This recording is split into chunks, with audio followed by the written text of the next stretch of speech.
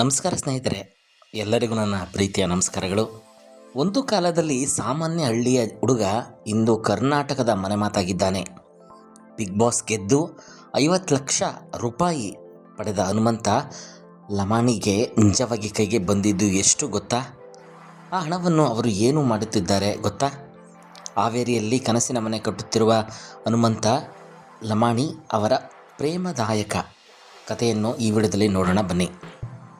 ನಮಸ್ಕಾರ ಸ್ನೇಹಿತರೆ, ಇಂದು ನಾವು ಮಾತನಾಡಲಿರೋ ವ್ಯಕ್ತಿ ತಮ್ಮ ಸರಳತೆ, ಪ್ರತಿಭೆ ಮತ್ತು ಪರಿಶ್ರಮದಿಂದ ಕರ್ನಾಟಕದ ಜನರ ಮನಗೆದ್ದಿರುವ ಹನುಮಂತ.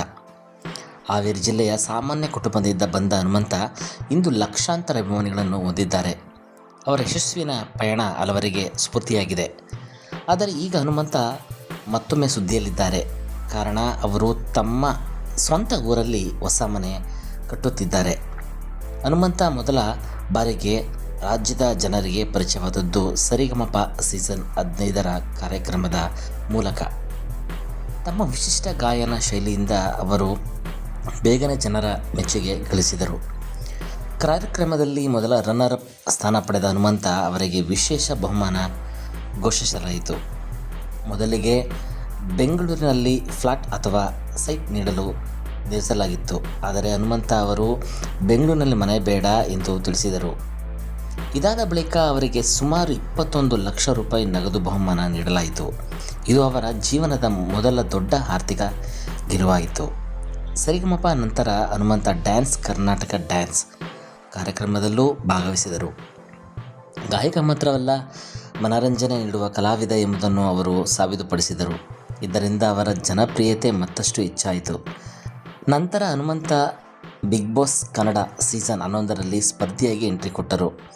ಆರಂಭದಲ್ಲಿ ಹಲವರು ಅವರನ್ನು ಸಾಮಾನ್ಯ ಸ್ಪರ್ಧಿ ಎಂದು ಭಾವಿಸಿದರು.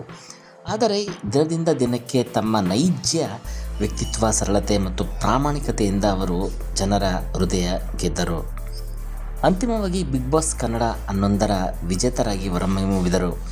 ಅವರಿಗೆ 50 ಲಕ್ಷ ರೂಪಾಯಿ ಬಹುಮಾನ ಘೋಷಿಸಲಾಯಿತು. ಇಲ್ಲಿ ಒಂದು ಆಸಕ್ತಿ ಸಂಗತಿ ಇದೆ. ಹನುಮಂತ ಸ್ವತಃ ಹೇಳಿರುವ ಪ್ರಕಾರ 50 ಲಕ್ಷ ರೂಪಾಯಿ ಬಹುಮಾನದಲ್ಲಿ ತೆರಿಗೆ ಕಡಿತವಾದ ನಂತರ ಅವರ ಕೈಗೆ ಬಂದಿದ್ದು ಸುಮಾರು 35 ಲಕ್ಷ ರೂಪಾಯಿ ಮಾತ್ರ ಅಂತೆ. ಅಂದರೆ ಸುಮಾರು 15 ಲಕ್ಷ ರೂಪಾಯಿ ತೆರಿಗೆ ರೂಪದಲ್ಲಿ ಕಡಿತಗೊಂಡಿದೆ. ಈ ವಿಷಯ ಕೇಳಿ ಹಲವರು ಆಶ್ಚರ್ಯ ವ್ಯಕ್ತಪಡಿಸಿದರು. ಬಹಳಷ್ಟು ಜನರು ಇಂತಹ ಹಣ ಬಂದರೆ ಕಾರು, ಐಷಾರಾಮಿ ವಸ್ತುಗಳನ್ನು ಅಥವಾ ಬೇರೆ ಖರ್ಚುಗಳಿಗೆ ಬಳಸುತ್ತಾರೆ. ಆದರೆ ಹನುಮಂತ ಬೇರೆ ರೀತಿಯಲ್ಲಿ ಯೋಚಿಸಿದರು. ಬಿಗ್ ಬಾಸ್ನಿಂದ ಬಂದ 35 ಲಕ್ಷ ರೂಪಾಯಿ ಮತ್ತು ಸರಿಗಮಪದಿಂದ ಬಂದ 21 ಲಕ್ಷ ರೂಪಾಯಿಯನ್ನು ಸೇರಿಸಿ ತಮ್ಮ ಸ್ವಂತ ಊರಲ್ಲಿ ಮನೆ ಕಟ್ಟಲು ನಿರ್ಧರಿಸಿದಂತೆ. ಒಟ್ಟು ಸುಮಾರು 56 ಲಕ್ಷ ರೂಪಾಯಿ ಹಣವನ್ನು ಅವರು ತಮ್ಮ ಕನಸಿನ ಮನೆಗಾಗಿ ಬಳಸುತ್ತಿದ್ದಾರಂತೆ. ಇದು ಅವರ ಸರಳತೆ ಮತ್ತು ಕುಟುಂಬದ ಮೇಲಿನ ಪ್ರೀತಿಯನ್ನು ತೋರಿಸುತ್ತದೆ.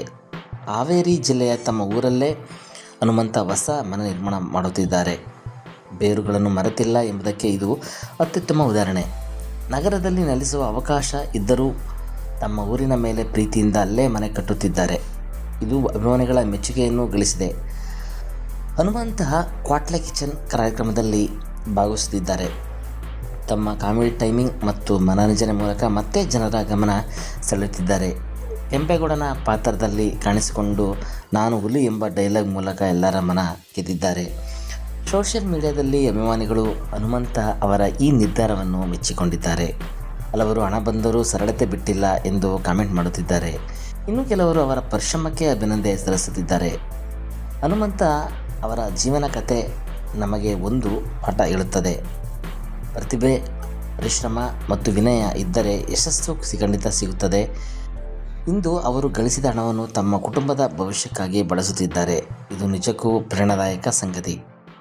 ಹನುಮಂತ ಅವರಿಗೆ ನಿಮ್ಮ ಶುಭಾಶಯಗಳಿದ್ದರೆ ಕಾಮೆಂಟ್ನಲ್ಲಿ ತಿಳಿಸಿ. ನಮ್ಮ ಚಾನಲ್ನ ಸಬ್ಸ್ಕ್ರೈಬ್ ಮಾಡಿ. ಧನ್ಯವಾದಗಳು ಸ್ನೇಹಿತರೆ.